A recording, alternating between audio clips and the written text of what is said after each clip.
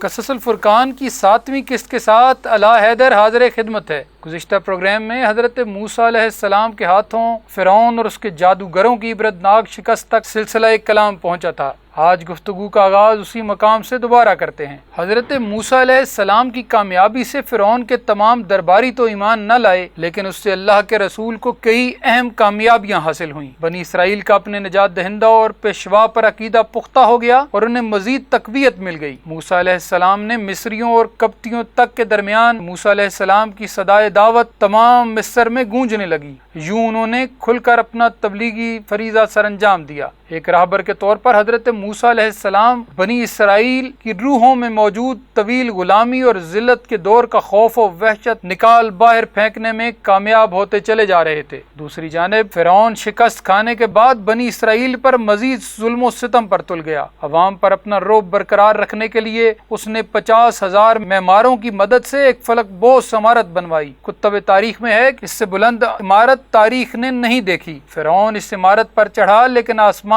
پھر بھی اتنا ہی دور تھا۔ اس نے ایک تیر چھت پر کھڑے ہو کر آسمان کی جانب پھینکا اور پھر اپنے ایک اور تیر کو پرندے کے خون سے رنگین کر کے شیخی بکھارنے لگا کہ میں نے خدائے موسیٰ کو مار ڈالا۔ خداوند عالم نے ہوا کو حکم دیا تو چند ہی روز بعد عمارت زمیں بوس ہو گئی اور یوں ایک دفعہ پھر فرعون کو خفت کا سامنا کرنا پڑا۔ حضرت موسیٰ علیہ السلام نے فرعون کو راہ راست پر لانے کی ہر ممکن کوشش کی، لیکن نہ تو وہ بنی اسرائیل کو آزاد کرنے پر آمادہ تھا، نہ ہی ان پر سختیاں کم کر رہا تھا۔ بالآخر حضرت موسیٰ نے بد دعا کی، جس کے نتیجے میں آل فرعون یکے بعد دیگرے مختلف عذابوں میں مبتلا ہوتے چلے گئے۔ پہلے 3 سال قحط رہا، پھر طاعون پھیل گیا، پھر ٹڈیوں کا عذاب آیا جس نے زراعت تباہ کر ڈالی۔ قرآن کے الفاظ ہیں کہ اس کے بعد ہم نے ان کی زراعتوں اور درختوں پر ٹڈیوں کو مسلط کر دیا۔ روایات میں وارد ہوا ہے کہ ان ٹڈیوں نے درختوں کے شاخ و برگ کا بالکل صفایا کر ڈالا، حتیٰ کہ وہ فرعونیوں کے بدنوں تک کو اتنا آزار پہنچاتی تھیں کہ وہ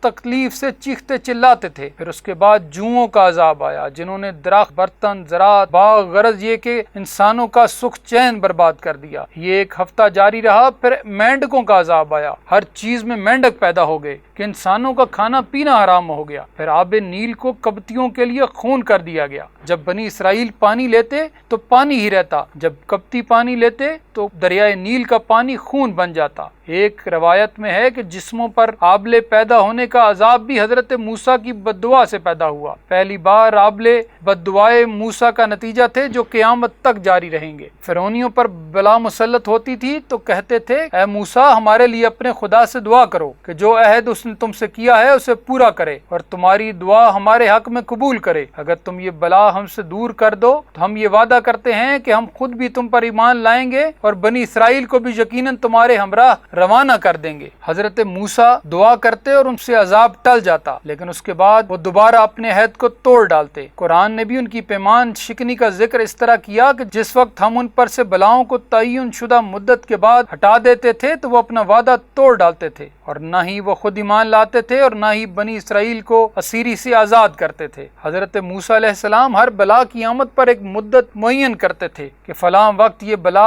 برطرف ہو جائے گی، تاکہ ان پر اچھی طرح واضح ہو جائے کہ یہ بلا کوئی اتفاقی حادثہ نہ تھا بلکہ حضرت موسیٰ علیہ السلام کی دعا کی وجہ سے تھا۔ فرعون نے حضرت موسیٰ علیہ السلام کی تحقیر کی بھی پوری کوشش کی۔ اس نے دھوکہ دہی کے ذریعے موسیٰ علیہ السلام کا اثر مصری لوگوں کے ذہن سے ختم کرنے کی بھرپور کوشش کی اور پست اقدار کا سہارا لیا۔ قرآن کے الفاظ ہیں کہ اور فرعون نے اپنے لوگوں کو پکار کر کہا، اے میری قوم، آیا مصر کی وسیع و عریض سرزمین پر میری حکومت نہیں ہے؟ اور کیا یہ عظیم دریا میرے حکم سے نہیں بہہ رہے اور میرے محلوں، کھیتوں اور باغوں سے نہیں گزر رہے؟ کیا تم دیکھتے نہیں ہو؟ لیکن موسیٰ کے پاس کیا ہے؟ کچھ بھی نہیں، ایک لاٹھی اور ایک اونی لباس اور بس۔ تو کیا اس کی شخصیت بڑی ہوگی یا میری؟ آیا وہ سچ بات کہتا ہے یا میں؟ اپنی آنکھیں کھولو اور میری بات سمجھنے کی کوشش کرو۔ فرعون اپنی مملکت کے مشاہیر کی محفلوں میں موسیٰ علیہ السلام کا مذاق اڑانے کی کوشش کرتا، حتیٰ کہ ان کے لیے توہین آمیز کلمات کو سرکاری حکم نامے کے ذریعے پورے ملک میں پھیلاتا، جس کا تذکرہ قرآن نے سورہ زخرف میں کچھ اس طرح کیا کہ فرعون نے کہا، کیا میں اس شخص سے بہتر نہیں ہوں جو بے توقیر ہے اور صاف بات بھی نہیں کر سکتا؟ وہ اپنے لیے دو بڑے اعزازات حکومت مصر اور نیل کی مملکت پر نازاں تھا اور حضرت موسیٰ علیہ السلام کے دو کمزور پہلوؤں فقر اور لکنت زبان کو بیان کر کے ان کا مذاق اڑانا چاہتا تھا، لیکن اس کا کوئی حربہ کارگر نہ ہوا۔ حضرت موسیٰ کی کرامات اور متواتر برتری کی وجہ سے کسی قدر انسانی آزادیوں اور حقوق بحال ہونا شروع ہو گئے۔ فرعون کے خوف کا طلسم ٹوٹنے لگا تو حضرت موسیٰ علیہ السلام نے حضرت ہارون کی مدد سے اپنی قوم کو منظم کرنا شروع کر دیا۔ انہوں نے بنی اسرائیل کو ہدایت دی کہ اپنے مکان تعمیر کریں اور اپنے مکانات فرعونیوں سے الگ بنائیں، اپنے گھر ایک دوسرے کے آمنے سامنے اور قریب قریب بنائیں۔ بنی اسرائیل کی مرکزیت کے لیے یہ ایک مؤثر کام تھا، اس طرح سے وہ اجتماعی مسائل پر مل کر غور و فکر کر سکتے تھے اور مذہبی مراسم کے حوالے سے جمع ہو کر اپنی آزادی کے لیے ضروری پروگرام بھی بنا سکتے تھے۔ اس کے علاوہ حضرت موسیٰ نے اپنی قوم کو عبادات کی جانب بھی متوجہ کیا۔ موسیٰ بنی اسرائیل کی آزادی کے لیے تمام تیاریاں مکمل کر چکے تو اللہ کی جانب سے بنی اسرائیل کے کوچ کا حکم آ گیا، جس کی قرآن نے اس طرح منظر کشی کی کہ ہم نے موسیٰ پر وحی کی کہ راتوں رات میرے بندوں کو نکال کر لے جاؤ کیونکہ وہ تمہارا پیچھا کرنے والے ہیں۔ موسیٰ علیہ السلام نے اس حکم کی تعمیل کی اور دشمنوں کی نگاہوں سے بچ کر بنی اسرائیل کو ایک جگہ اکٹھا کرنے کے بعد کوچ کا حکم دیا اور حکم کے مطابق رات کو خصوصی طور پر منتخب کیا تاکہ یہ منصوبہ صحیح صورت میں تکمیل کو پہنچے۔ علل الشرائع میں ہے کہ خداوند عالم نے روانگی کے وقت موسیٰ کو یہ بھی وحی کی کہ تابوت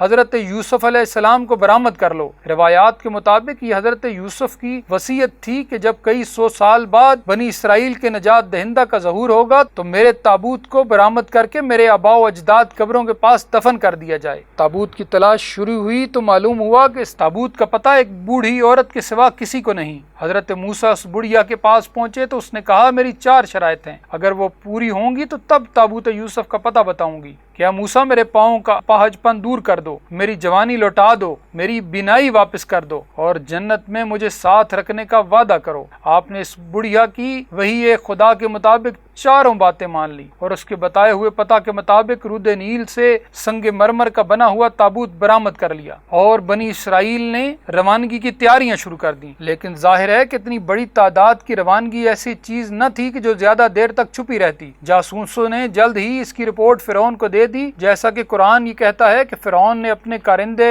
مختلف شہروں میں روانہ کر دیے تاکہ فوج جمع کریں۔ البتہ اس زمانے کے حالات کے مطابق فرعون کا پیغام تمام شہروں میں پہنچانے کے لیے وقت کی ضرورت تھی، لیکن نزدیک کے شہروں میں یہ اطلاع بہت جلد پہنچ گئی اور پہلے سے تیار شدہ لشکر فوراً حرکت میں آ گئے۔ ساتھ ہی لوگوں کے حوصلے بلند رکھنے اور اپنا نفسیاتی اثر قائم رکھنے کے لیے فرعون نے یہ حکم دیا کہ اس بات کا اعلان کر دیا جائے کہ بنی اسرائیل تو ایک چھوٹا سا گروہ ہے، لہٰذا اس چھوٹے سے کمزور گروہ کے مقابلے میں ہم کامیاب ہو جائیں گے کیونکہ طاقت اور قوت ہمارے پاس زیادہ ہے، لہٰذا فتح بھی ہماری ہوگی۔ فرعون نے یہ بھی کہا کہ ہم آخر کس حد تک برداشت کریں اور کب تک ان سرکش غلاموں کے ساتھ نرمی کا برتاؤ کرتے رہیں؟ انہوں نے تو ہمیں غصہ دلایا ہے۔ آخر کل مصر کے کھیتوں کو کون آبپاشی کرے گا؟ ہمارے گھر کون بنائے گا؟ اس وسیع و عریض مملکت کا کون لوگ بوجھ اٹھائیں گے اور ہماری نوکری کون کرے گا؟ کے علاوہ ہمیں لوگوں کی سازشوں سے خطرہ ہے اور ہم ان سے مقابلہ کے لیے مکمل طور پر آمادہ اور اچھی طرح سے ہوشیار ہیں۔ ایک طرف فرعون اپنی فوج تیار کر رہا تھا تو دوسری جانب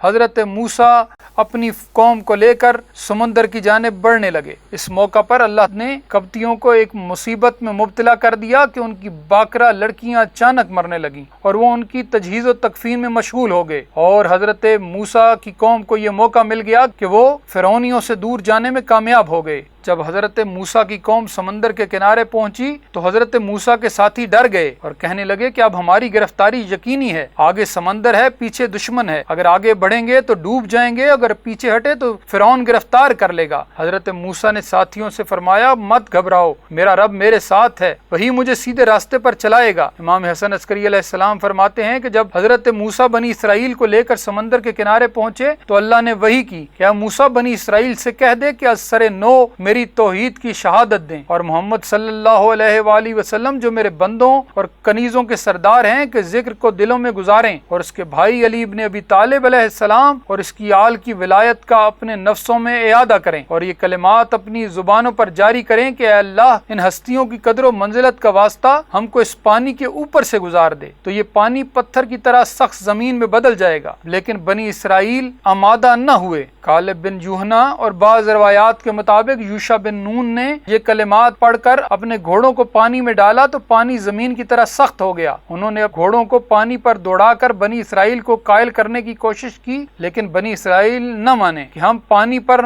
نہیں زمین پر ہی چلیں گے۔ اس وقت اللہ نے وحی کی کہ موسیٰ اپنے عصا کو سمندر پر مارو اور یہ کلمات کہو کہ اے اللہ محمد و آل محمد کا واسطہ اس سمندر کو پھاڑ دے۔ حضرت موسیٰ نے ایسا ہی کیا تو سمندر پھٹ گیا اور اس کی موجیں پہاڑ کی مانند رک گئیں۔ پھر بنی اسرائیل نے کہا کہ زمین گیلی ہے، ہم کہیں اس زمین میں دھنس نہ جائیں۔ حضرت موسیٰ علیہ السلام نے پھر محمد و آل محمد کے واسطے سے دعا کی تو باد صبا چلی، جس کے سبب سمندر درمیان سے خشک ہو گیا۔ اس پر آپ کی قوم نے کہا کہ ہم 12 قبیلے ہیں، آپ ہمارے لیے 12 راستے بنائیں۔ حضرت موسیٰ علیہ السلام نے 12 راستے مقرر فرما دیے، لیکن کچھ قدم چلنے کے بعد پھر بنی اسرائیل رک گئے اور کہا کہ درمیان میں پانی کی موجیں آ گئی ہیں، ہم ایک دوسرے کو دیکھ نہیں پا رہے۔ آپ پانی کے پہاڑوں میں روشن دان بنائیں تاکہ ہم سب ایک دوسرے کو دیکھ سکیں۔ آپ نے پانی کو حکم دیا تو اس میں سے روشن دان بن گئے۔ بنی اسرائیل سفر کر رہے تھے کہ اتنے میں فرعون اپنے لاؤ لشکر سمیت وہاں آ گیا۔ اس نے اپنے ساتھیوں سے کہا تم نے میری قدرت دیکھی، میری ہیبت کو دیکھ کر سمندر شک ہو گیا ہے، لہٰذا آؤ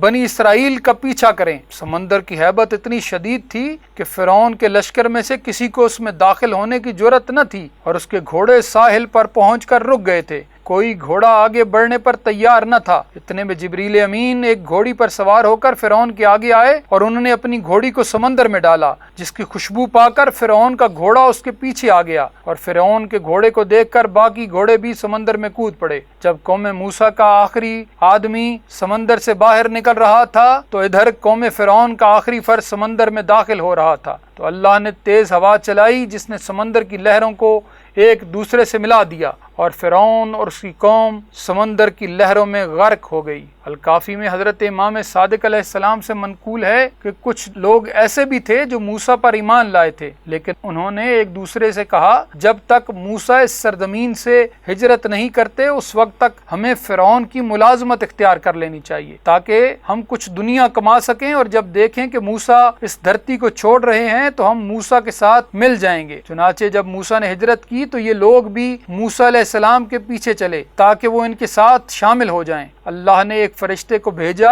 جس نے ان کی سواریوں کو واپس دھتکار دیا اور انہیں لشکر فرعون کے ساتھ ملحق کر دیا۔ چنانچہ یہ لوگ بھی لشکر فرعون کے ساتھ غرق ہو گئے، جس سے یہ پتہ چلتا ہے کہ ظالمین کا ساتھ دینے والوں کا انجام بھی ظالمین جیسا ہی ہوا کرتا ہے۔ اس دعا کے ساتھ قصص الفرقان سے اجازت چاہتے ہیں کہ خداوند عالم مظلوموں، مجبوروں، محروموں پر ظلم و ستم کرنے والے ظالمین کو نابود فرمائے اور اس ولی کا جلد ظہور فرمائے جس کے ظہور کے ساتھ ظلم و جور سے بھری یہ دنیا عدل و انصاف سے بھر جائے گی۔ آمین ثم آمین۔